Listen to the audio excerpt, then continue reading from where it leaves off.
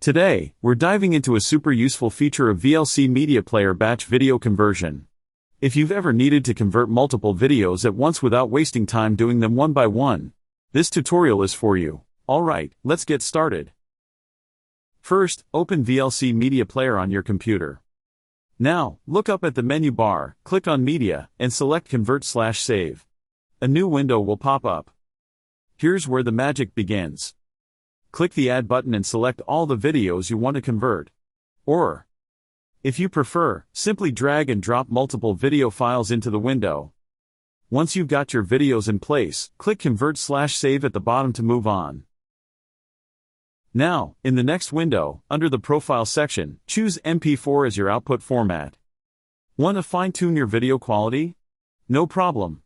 Click on the wrench icon next to the profile to adjust settings like bitrate, video codec, and audio codec. To keep the original video quality, go to the Video Codec tab and check Keep Original Video Track.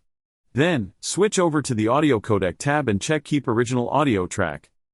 These settings help avoid errors and keep your videos looking and sounding great. Click Save to apply your changes. Alright, everything's set. Click Start, and let VLC do the heavy lifting. Now, here's something important to note. VLC doesn't show a progress bar for batch conversions. So, you'll just need to wait until the process finishes.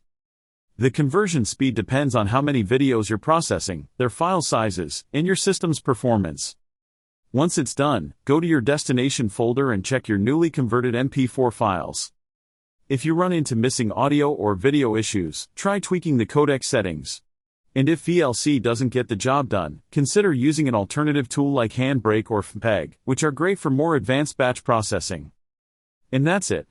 Now you know how to use VLC Media Player for batch video conversion. If this video helped you, don't forget to smash that like button, subscribe, and hit the notification bell so you won't miss future tutorials from Digital Know-How. Thanks for watching, and I'll see you in the next video.